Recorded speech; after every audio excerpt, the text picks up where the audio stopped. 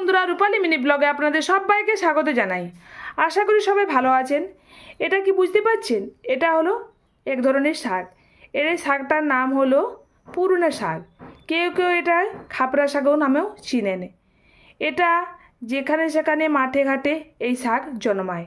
আমি সেই শাক উঠিয়ে নিয়ে এসেছি। এই যে দেখুন, খেতে খুব দুর্দান্ত হয় এই শাকের রেসিপি। এটা আমি আলু দিয়ে পোস্ত বানিয়ে আপনাদেরকে দেখাবো কিভাবে বানাচ্ছি, আর এর জন্য কী কী উপকরণ নিয়েছি দেখে নিন আর ঝটফট বানিয়ে নিন। চলুন। পুরুনে শাক বা খাপরা শাক পোস্ত বানাতে আমি উপকরণ নিয়েছি এখানে দেখুন। পুরুনে শাক বা খাপরা শাকটাকে প্রথমে জল দিয়ে ধুয়ে নিয়েছি এবং ছোট ছোট আকার করে কেটে নিয়েছি। এখানে ছোট ছোট সাইজের দুটো আলু নিয়ে আমি খোসা ছাড়িয়ে কেটে নিয়েছি এবং জল দিয়ে ধুয়ে নিয়েছি। এখানে নিয়েছি জল, সর্ষের তেল, হলুদের গুঁড়ো, নুন, 1 কোয়া রসুন থেতো করে নিয়েছি এবং এখানে নিয়েছি কাঁচা লঙ্কা আর পোস্ত একসাথে আমি বেটে নিয়েছি। এবারে এই রান্নাটা শুরু করা যাক। চলুন রান্নাটা শুরু করে দিই। গ্যাস অন করে নিলাম, কড়াই বসিয়ে দিয়েছি। কড়াইয়ের মধ্যে দিয়ে দিলাম সরষের তেল পরিমাণ মতো।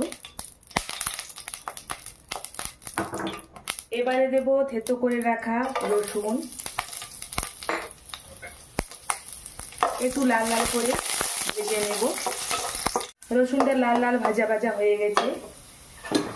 এবারে কেটে ধুয়ে রাখা আলু এর মধ্যে দিয়ে দিলাম।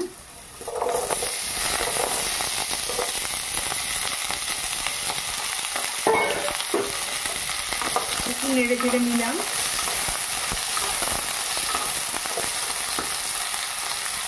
এবারে দেব পরিমাণ মতো নুন,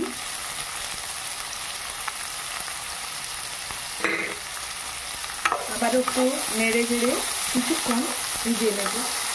এইভাবে ভেজে নেওয়ার পর অনেকটাই ভাজা ভাজা হয়ে এসছে। এবার দেব পরিমাণ মতো হলুদের গুঁড়ো,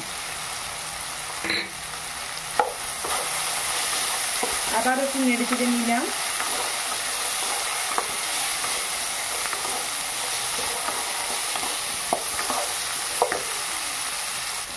ধুয়ে কেটে রাখা শাক এবারে এর মধ্যে দিয়ে দিলাম।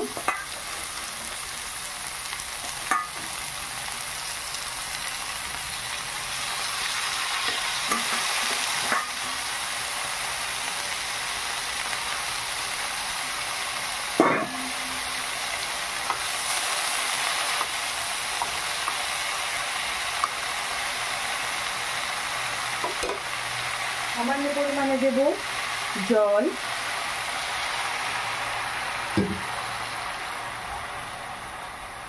এবারে ঢাকা দিয়ে মোটামুটি 5 মিনিট আমি সেটা সেদ্ধ করে নেব।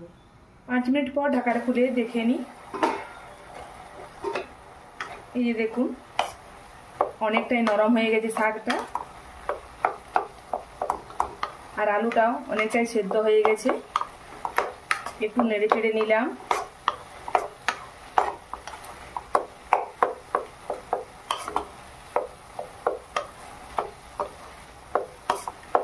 শাক বেশিরভাগ মানুষেরই প্রিয় সবজি একটা। আমার তো খুব ভালো লাগে যে কোনো শাকেরই রান্না।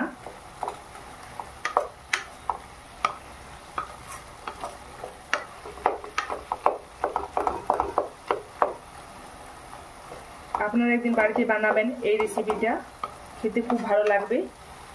বাজারে তো সব ধরনের শাকেরই সবজি সব কিছু মিলবে কিনতে, আর গ্রামে গঞ্জে যদি বাড়ি হয়ে থাকে তাহলে তো কোনো অসুবিধাই নেই।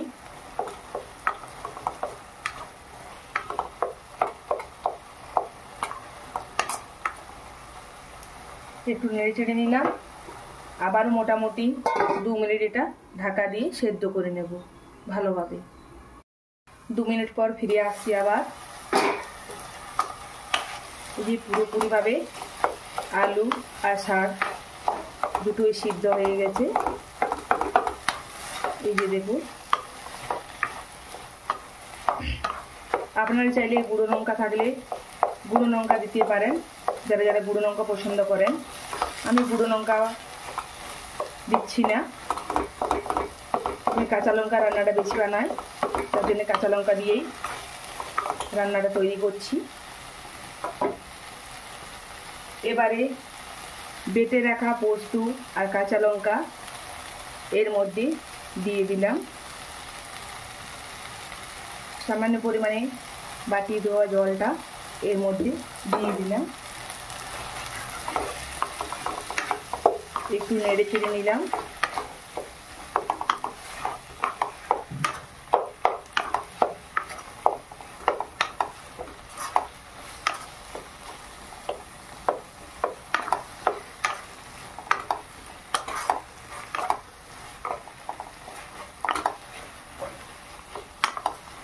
রান্নাটা পুরোপুরিভাবে তৈরি হয়ে গেছে।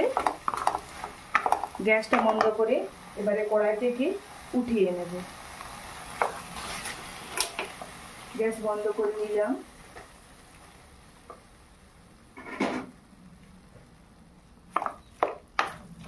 কড়াই থেকে উঠিয়ে নেব। বাকিটা এবারে উঠিয়ে নিই, চলুন। পুরনো শাক বা খাপরা শাকের পোস্ত তো আমি বানিয়ে নিলাম।